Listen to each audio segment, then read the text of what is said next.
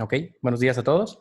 Eh, Vamos a retomar lo que es, como les decía, eh, los postulados básicos. Bueno, inicialmente, en este caso sería la NIF A2. ¿Quién me puede, antes de comenzar, quién me puede mencionar qué es lo que vimos en la sesión pasada? Así rápidamente, incluso pueden hacer un breve resumen o comentario de lo que hayan tomado nota. Pues en sí vimos que nos habla de 8 postulados, pero en la última sesión vimos hasta de vengación contable y definimos cada uno. La sustancia económica puede ser con respecto a cuando que cuando se venda no se incluyan en los estados financieros. La entidad económica es como el consejo administrativo de todo negocio, tiene el personal, bienes, material y etcétera. Ujú. En el negocio de marcha sería como la larga existencia de la empresa, que es el objetivo que se idea, y la devengación contable sería que el hecho de registrar las operaciones en el momento, aunque no se dé el pago en sí en ese momento. Ok, muy bien. Eso es como parte de la primera, bueno, perdón, de la NIFA 2 que empezamos a ver más o menos, ¿no? Pero también mencionamos un poquito de la NIFA 1. ¿Recuerdan? ¿Tomaron apuntes sobre eso?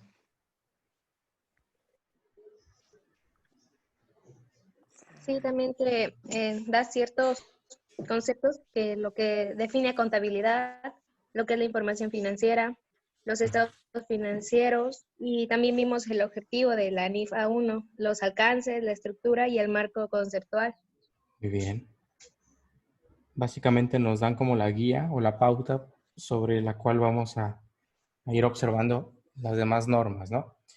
Ok, muy bien, muchas gracias. Yuri, ¿verdad? Sí, Ok. A ver, tus demás compañeros, ¿algo más que quieran aportar? Daniela, Roberto. Aprovechemos que somos pocos para darle espacio a todos. Mm, No puedo decir mucho. No estuve en la anterior clase y no pude ver el video Ok. que dejó, perdón. Bueno, pues hay que tomar en cuenta ese tipo de situaciones para que no se sigan repitiendo más adelante. Y ahora te voy a ver el video de la anterior clase.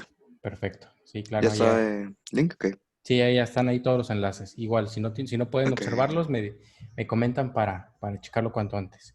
¿De acuerdo? Bueno, Daniela, no sé si quieras aportar algo más o damos continuidad con la clase de hoy. Pues creo que vamos a continuar. Muy bien.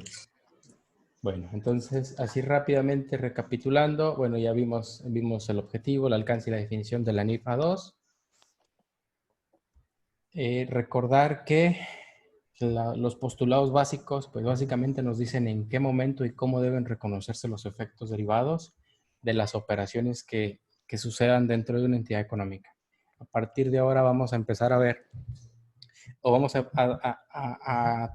vamos a lidiar o vamos a estar conviviendo con conceptos que eventualmente se nos van a parecer muy familiares. Otra vez, vamos a mencionar en repetidas ocasiones entidad económica, que para efectos de nuestra clase y efectos de las NIP, pues ya sabemos a qué nos referimos, ¿no? Básicamente nos estamos refiriendo a una empresa o a una organización, en este caso, de personas que se tuvieron que reunir para cumplir un fin o un objetivo. Recordemos que las empresas, pues las dividíamos en dos, ¿no? Que son las lucrativas y las no lucrativas. Y ya a partir de esa naturaleza, pues van a hacer sus fines, sus objetivos y va a determinar también la forma en la que estén presentando su información. Así rápidamente recordemos que lucrativas, pues son todas aquellas empresas que buscan, pues, generar más dinero con el recurso que ya tienen. O mejor dicho, generar más recurso con el recurso que ya tienen. Porque dejemos de lado el concepto de dinero. Es generar más recurso con los recursos que ya cuentan. Y las no lucrativas, pues básicamente su finalidad es cumplir un objetivo, ¿sí? Cubrir una necesidad que el gobierno no está cubriendo, adelantarse a una necesidad social o cualquier otra eventualidad que no necesariamente tenga que ver con la retribución, ¿ok? Entonces, Adicional a esto, estuve analizando cuál sería otro de los objetivos, o mejor dicho, finalidades o razón de ser de los postulados. Y es que analizándolo un poquito más a detalle, podemos concluir que los postulados básicos, o mejor dicho, la implementación o el reconocimiento de los postulados básicos, lo que hacen es evitarnos problemas con la autoridad.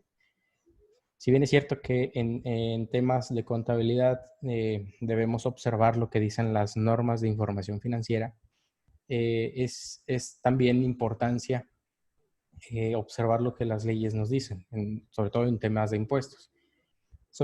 Más que nada porque no cumplir con una normatividad que sí nos es acreedora a una multa o a la suspensión de nuestras actividades, pues puede llevar a cabo precisamente eso, que dejemos de operar. Y si dejamos de operar por no cumplir con el pago de nuestros impuestos, pues básicamente es una de las formas más absurdas de eh, pues, darle finalidad a una empresa. Recordemos que existe un postulado que nos dice, negocio en marcha, que nos dice que básicamente la empresa se debe presumir pues en existencia permanente, ¿no? Entonces, dejar de cumplir nuestras obligaciones fiscales, pues podría acortar esa vida de la empresa.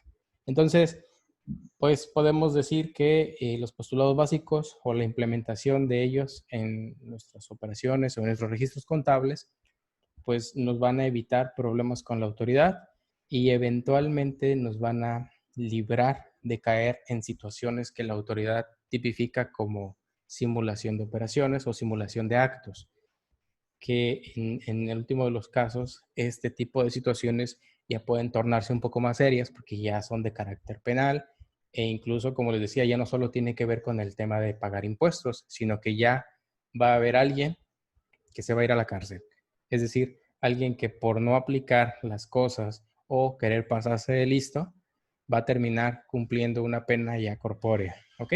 Entonces, todo esto se puede evitar si desde un principio reconocemos que existen postulados que nos dicen, oye, en términos contables, puedes o debes considerar estas pautas o estas situaciones, pues para que tengas armonía tanto en la parte de los números como en la parte de los impuestos con la autoridad. ¿De acuerdo?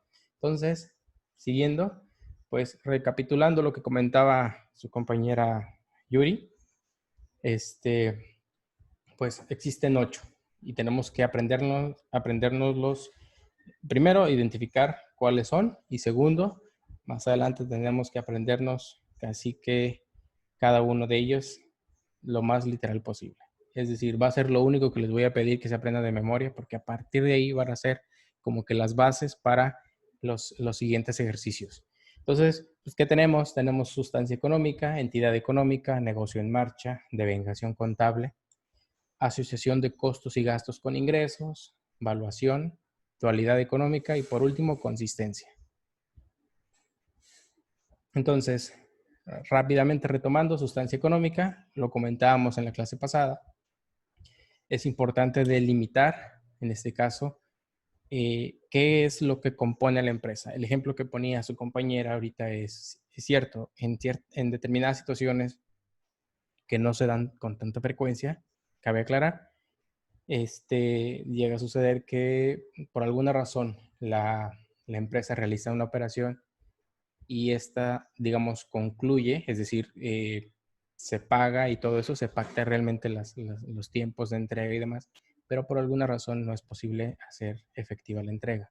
Y por lo mismo, no es factible, digamos, sacar ese bien o ese activo del cual se dispuso, perdón, el cual se vendió. Entonces, ¿qué pasa aquí? El bien sigue estando dentro de nuestras instalaciones, pero al no ser parte ya de nosotros, porque ya se vendió, pues debe formar, o mejor dicho, no debe formar parte de la información financiera. Ese es un pequeño ejemplo. Otro ejemplo que podemos abordar sobre este postulado es, por ejemplo, es importante no mezclar las operaciones personales con las de la empresa. Tampoco se trata de disfrazar las operaciones para hacerlas parecer parte del negocio o parte de la naturaleza misma, pues, del negocio. Por ejemplo, digo, estas son situaciones que se siguen dando, pero antes se daban con mayor frecuencia. Era muy común anteriormente que el empresario le decía a sus familiares, por ejemplo, o amigos, oye, fíjate que cada vez que vayas a comprar combustible, si no pides factura o si no aprovechas esa oportunidad para pedir factura, ¿por qué no pides una factura a mi nombre? Entonces, el hecho de que existían ese tipo de situaciones, si bien es cierto, pudieran parecer parte de la actividad de la empresa, es decir, comprar combustible para darle, digamos, ponerlo en sus equipos de transporte y estos a su vez le permitan entregar lo que son las mercancías que distribuye. Eh, lo que se trata es, oye, no mezcles una situación que nada tiene que ver con el negocio. Lo mismo sucede cuando el mismo empresario, por ejemplo, astutamente decía, pues quiero unas vacaciones. ¿A qué lugar? Pues al que ustedes quieran, ¿no? Al destino que ustedes quieran. Y le decían al contador o a la administración, pues mételos a cargo de la empresa.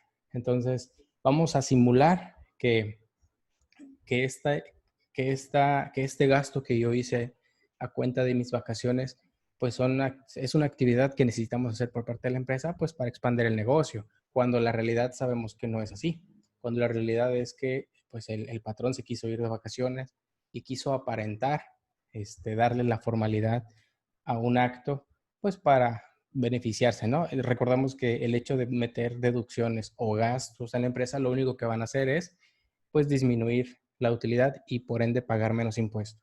Pagar menos impuesto de esta manera, pues implica que eventualmente la autoridad, al darse cuenta, pues va a penalizar.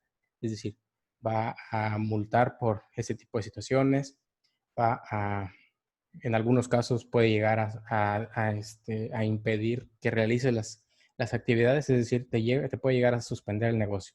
Entonces, recapitulando, sustancia económica dice, no mezcles otro tipo de operaciones que nada tienen que ver con tu negocio. No mezcles otro tipo de conceptos que tampoco tengan que ver con tu negocio. ¿Por qué razón?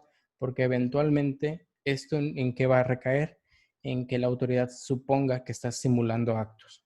Y recordemos, como le dijimos al principio, simular actos puede llegar a ser castigado de una forma un poquito más severa que solo pagar las multas correspondientes. Entonces, aquí no sé si ya vaya quedando un poquito más aterrizado. Sustancia económica es no mezcles, como decimos de manera coloquial, no mezcles una cosa con la otra. No mezclemos peras con manzanas. ¿Por qué? Porque al final de cuentas, nada tiene que ver una cosa con la otra. ¿De acuerdo?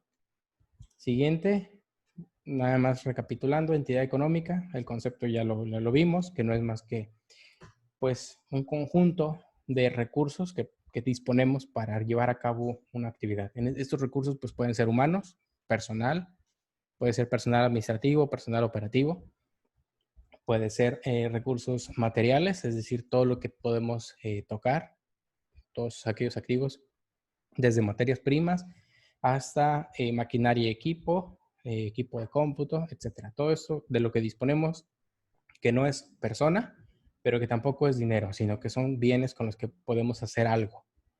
Y por último está el financiero, que es propiamente pues, la parte de lo que tenemos más líquido en la empresa, que es el dinero, que es lo que disponemos en una cuenta bancaria o instrumentos financieros de disponibilidad inmediata, que más adelante los vamos a ir viendo cada uno de ellos. Entonces, ¿con qué finalidad reunimos todos estos recursos?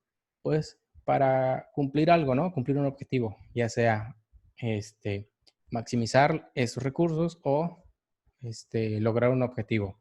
¿Y cómo se logran todos ese tipo de cosas? Pues a través de un consejo, a través de un grupo de personas que administran la empresa y que toman decisiones a partir de pues las situaciones en las que se encuentren. Y obviamente para esto pues hacen uso de la información contable o propiamente dicho de la información financiera pues para tomar una decisión. Recordemos que la información financiera es como en un momento yo les comenté, es como el tablero que tenemos cuando manejamos. Este tablero pues nos indica la velocidad a la que vamos, si tenemos suficiente combustible o no, si el motor se está calentando o no. Entonces lo mismo sucede con la empresa. La empresa necesita saber cuál es la situación por la que está en este momento y a partir de ahí las demás personas o los dueños toman una decisión tomando en cuenta este tipo de datos. Es decir, ¿podemos endeudarnos más o no? ¿Podemos comprar más maquinaria o no? ¿Podemos aprovechar una oferta o no? Dependiendo. Todo esto lo van a tomar a partir de una información que el Departamento de Contabilidad les provea. Y aquí nada más como una aclaración o como ejemplo, recordar que los recursos del negocio no son recursos de los dueños. ¿Por qué? Porque precisamente la entidad económica goza de una personalidad jurídica aparte. Entonces, es muy importante tener en cuenta ese tipo de situaciones. ¿El dueño de la empresa o los dueños de las empresas se pueden gastar el dinero? No. ¿Lo hacen de forma incorrecta? Sí, es muy común que en la actualidad eso sea parte del día a día de las empresas, pero es importante recordarles que eso no está bien. ¿Por qué? Porque lo recordamos tanto por la parte de las normas de información financiera dice que son independientes estas dos personalidades, como por parte de la cuestión fiscal. Más adelante, probablemente no nos toque a nosotros, pero más adelante van a observar que cuando una persona, un dueño, un patrón, retira dinero así nada más porque sí, en materia de impuestos hay un concepto que es retiro de dividendos. Es como si estuviera retirando parte de las utilidades y habría que ver si es causante de impuestos o no. Entonces, recordemos que en materia de impuestos, la autoridad siempre va a estar vigilando que este tipo de situaciones no se le escapen. ¿De acuerdo? Entonces, siguiendo con el tercer postulado, negocio en marcha, pues mencionábamos que la empresa, pues, se abre con una intención de permanecer por siempre. ¿De acuerdo? En la actualidad, digamos, en términos legales, los notarios establecen, o mejor dicho, las actas constitutivas de las empresas vienen por 99 años. Si bien es cierto que 99 no es algo ilimitado, es una cantidad suficiente como para que pues, una empresa pueda perdurar por muchos años. En la actualidad hay muy pocas empresas, pero sí las hay, que han sobrepasado esa barrera de los 100 años. Si mal no recuerdo, por ejemplo, entre las que estoy recordando en este momento, son Banamex. Banamex es una de las empresas que ya lleva más de 100 años y estoy muy seguro que muchos de los bancos igual deben tener más allá de 100 años.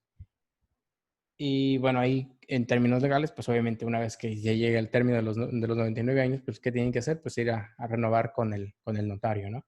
Pero fuera de eso, atendiendo a lo que dice el postulado, que es que la entidad se presume en existencia permanente dentro de un tiempo, dentro de un horizonte de tiempo ilimitado, debemos reconocer que existirán ciertas operaciones que por su naturaleza puede que no estén todo el tiempo o todo el año. Recordemos, dentro de los ejemplos que vimos, pues, eran todas aquellas empresas que solamente venden por temporada. Entonces, ellas no pueden decir que están de forma ilimitada porque atendiendo a esa naturaleza de esa operación, pues solamente pueden estar por un cierto tiempo. Y si nos vamos a otros casos, pues podemos ver que existirán empresas que por proyectos, ¿sí? O por la misma naturaleza como la minería, por ejemplo. La minería puede que una mina no siempre se esté explotando todo el tiempo, entonces va a llegar un momento en que obviamente el recurso se va a acabar y en ese momento pues puede una de dos, o la empresa ahí deja de operar o pues obviamente se mueve, ¿no? Si es este último, pues sigue operando. Entonces hay que reconocer que la empresa no tiene una delimitación en cuanto a tiempo, en cuanto a vigencia, y esto nos lo dice el negocio en marcha. Y por lo tanto, más adelante vemos en este mismo postulado que en tanto prevalezcan estas condiciones no deben determinarse valores estimados provenientes de la disposición o liquidación del conjunto de sus activos netos de la entidad. Es decir, el hecho de que consideremos que una empresa esté por un tiempo ilimitado nos da la limitante a nosotros como procesadores de la información de no adelantarnos a decir, pues yo considero que esto ya va a ser de nosotros o ya podemos disponer esto en su totalidad porque pues ya la empresa vamos a cerrarla o ya la empresa puede cerrarse, ¿de acuerdo? Entonces, mientras tanto, hay que seguir mostrando la información tal y como nos la van arrojando el propio sistema a través del registro de operaciones. Y pues bueno, explicación, pues mencionábamos, ¿no? Cuando abrimos un negocio no lo hacemos con la intención o pensando en cerrarlo, aunque existen negocios que por su naturaleza no pueden garantizar este postulado, que van a ser muy pocos comparados con los que se abren para permanecer de forma ilimitada. Ahora sí, siguiente postulado, devengación contable. Creo que hasta aquí fue donde vimos, ¿no? El de devengación contable, como su compañera lo comentaba al principio, nos dice que debemos registrar las operaciones en contabilidad en el momento en el que están ocurriendo. ¿Cuándo ocurre una operación? Pues en el momento en que una de dos, o se conoce o materialmente se está llevando a cabo algo. Por ejemplo, vender a crédito es una acción que se está llevando a cabo en ese momento, ¿sí? ¿Se está cobrando? No, pero se está llevando a cabo. Entonces, nos está diciendo el postulado de devengación contable, ok, no lo cobraste, pero aún así sucedió una operación en tu empresa. Entonces, regístrala. Y por lo tanto, tienes que considerarla. Entonces, aquí va a haber dos registros. Por un lado, cuando sucede la operación y no se cobró, es decir, se vende a crédito. Y por otro lado, cuando se cobre. Entonces, ahí hubo dos momentos. Cuando se llevó a cabo, es decir, cuando ocurrió, ¿sí? Cuando se vendió a crédito. Y cuando se realizó, es decir, cuando en términos financieros se materializó la operación. Ojo aquí, no necesariamente tiene que ver con cuestiones económicas. Es decir, imaginemos lo siguiente. Yo le vendo a Roberto y le vendo a crédito. Entonces, por lo tanto, Roberto me queda de ver a mí. Sin embargo, yo registro la operación en el momento en que sucedió, porque así lo tengo que presentar. En mis informes tengo que presentar que yo vendí. De momento no cobré, pero yo vendí. Si por alguna razón, en alguna ocasión, Roberto me provee de algún bien o un servicio, tenemos ahí dos opciones. Que acudamos a lo que se conoce como, en términos legales, como compensación, es decir, ahora van a existir dos acreedores, yo le debo y a la vez él me va a deber, entonces ahí matamos esta operación. Por eso les digo, no necesariamente tiene que haber la entrada o la salida de dinero, sino que se tiene que materializar la operación mediante ese tipo de cosas. Ahora, las situaciones pueden darse infinidad de cuestiones, ¿no? Que yo le dé crédito y le cobre intereses. Entonces debemos reconocer todas estas cosas en el momento en que se están reconociendo en ambas partes o se están reconociendo la existencia de ellos. No sé si quede claro esta parte, porque más adelante vamos a ver unos ejemplos. Probablemente no en esta clase, pero sí en la del miércoles alcanzamos a ver algunos ejemplos ya aterrizando todo ese tipo de los postulados. Ok, entonces, tomando en consideración, devengación es el momento en el que sucede o en el momento en el que nos enteremos de una operación. Obviamente, si estamos vendiendo y todo es al contado, pues en ese momento suceden las dos cosas. Se está devengando y se está realizando. ¿De acuerdo? Y realización, como les comentaba, cuando se materializa. Generalmente estamos hablando en términos económicos o en términos monetarios, una operación. Siguiente. Asociación de costos y gastos con ingresos. El postulado nos dice que los costos y gastos de una entidad deben identificarse con el ingreso que genera en el mismo periodo, independientemente en la fecha en que se consideren realizados. Otra vez, volvemos a utilizar el concepto realizados. Entonces, ¿qué nos dice aquí? Imaginemos que para vender un producto, el que ustedes quieran, vamos a ponerlo así, un pastel, por ejemplo. Por lo regular, cuando ustedes venden este producto, antes de venderlo, forzosamente requirieron haber hecho un gasto o una inversión previo a obtener el ingreso. En este ejemplo muy puntual, si mencionamos la elaboración y venta de un pastel, pues obviamente para ello antes requerimos haber comprado pues la harina, azúcar, huevos, mantequilla y todo lo demás que se haya ocupado en materia prima, ¿de acuerdo? También debimos haber hecho una inversión, a lo mejor en un horno, si es que no teníamos, o si ya teníamos, pues debemos considerar que antes, obviamente, se tuvo que hacer la adquisición de ese activo. Entonces, ¿qué nos dice? Que cuando vendemos un producto o prestamos un servicio y cobramos, por lo regular o la forma tradicional es que antes debimos haber gastado. Ahora bien, sucede que hay situaciones donde sucede el contrario. Por ejemplo, cuando les paguen de forma anticipada, cuando tengan que cobrar por para apartar algo y no, todavía ni siquiera saben cuánto les va a costar o cómo van a proveer ese servicio. Por lo tanto, no saben cuánto van a requerir en inversión. Entonces, ¿qué nos dice este postulado? Bueno, ok, no hay problema.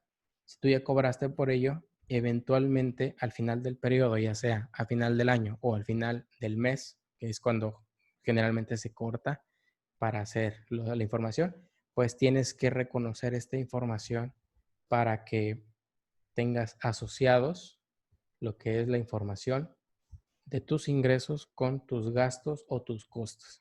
¿De acuerdo?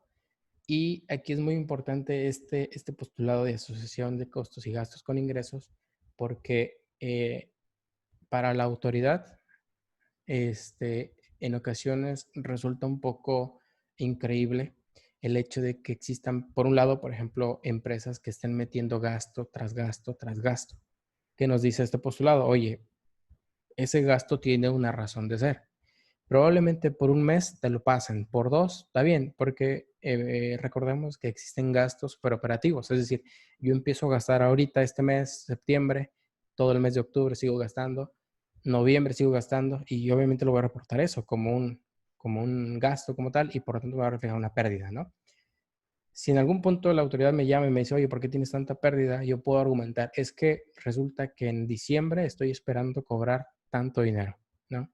Ya hay una justificación del por qué estoy gastando. Y sí, eventualmente llega diciembre, cobro ese ingreso y entonces ahí es donde voy a empatar, por así decirlo, lo que gasté previo a obtener el ingreso contra lo que obtuve de ingreso, ¿no? Entonces tenemos que reconocer este tipo de situaciones. Y como les decía en un principio, reconocerlo de esta manera, es decir, mientras reconozcamos ingresos y gastos, y a su vez gastos con ingresos, la autoridad puede, o mejor dicho, mientras hagamos ese tipo de reconocimientos, podemos salvarnos del hecho de que la autoridad piense que estamos simulando operaciones. ¿De acuerdo? Porque caso contrario, y puede que ustedes me digan, suena absurdo un poquito, pero suele darse. Hay empresas que están facturando mucho de ingresos y tienen pocos gastos. Cuando la autoridad los revisa, dicen, ah, caray, ¿cómo es que estás generando tanto dinero y no tienes personal? Por así decirlo.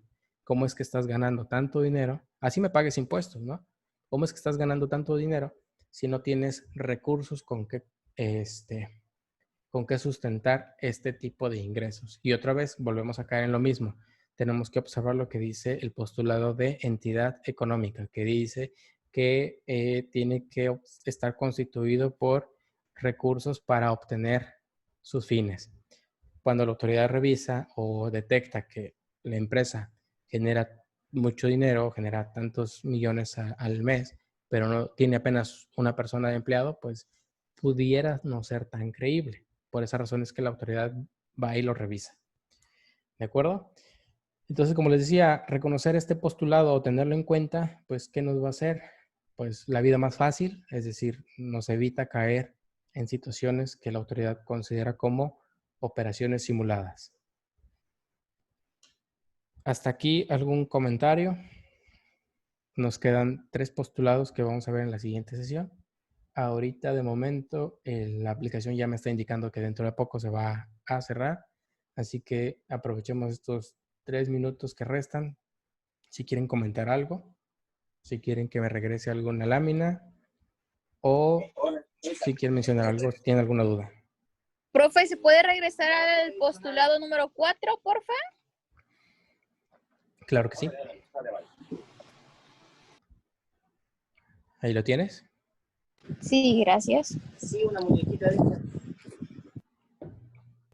La explicación, porfa. Claro.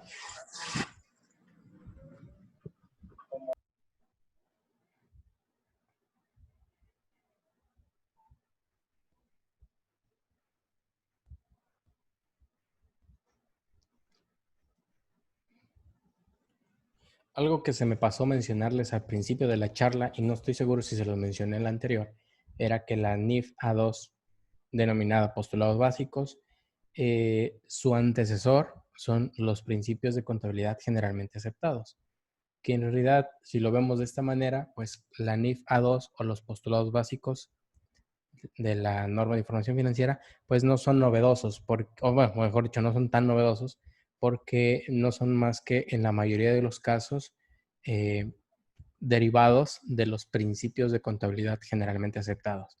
¿Por qué cambiaron? Como les comentaba, 2 clases anteriores, me parece, todo es en razón a que tratan de estandarizar todo ese tipo de cosas. Es decir, tratan de globalizar, que todos vayamos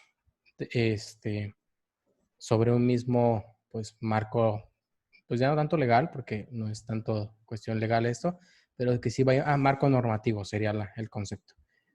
Todos se rijan por un mismo marco normativo y que todos eventualmente vayamos conociendo los mismos conceptos y las mismas situaciones, pues para armonizar la información. Se estima que para 2021, que ya es el siguiente, de 2021 en adelante, el tema de la contabilidad se va a, bueno, que va a haber países, con todo este rollo de la globalización y tercerizar servicios, va a haber países que quienes ya llevan, digamos, más experiencia en este tipo de cosas, como la India, por ejemplo. La India ya lleva tiempo exportando servicios contables. Entonces, como la intención es de estandarizar todo esto, eventualmente se espera que la India sea uno de los primeros países en ofrecer este tipo de servicios a empresas locales, es decir, a empresas que están aquí en México.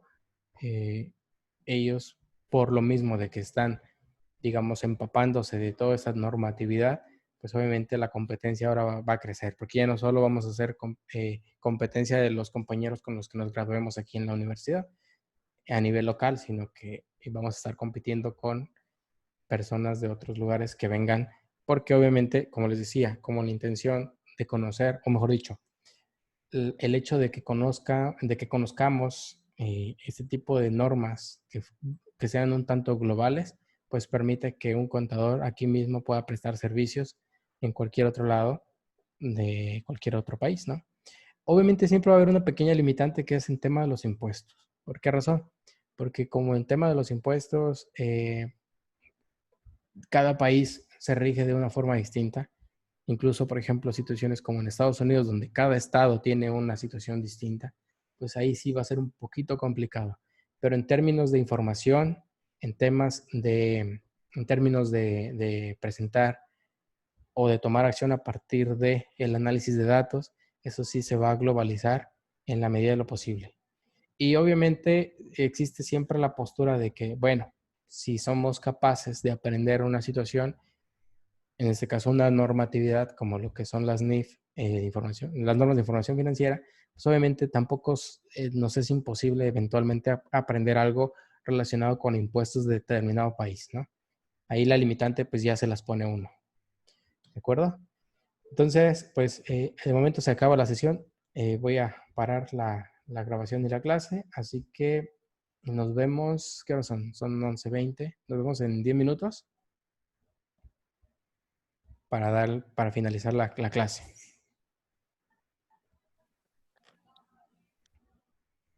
10 minutos. Uh-huh. Ok.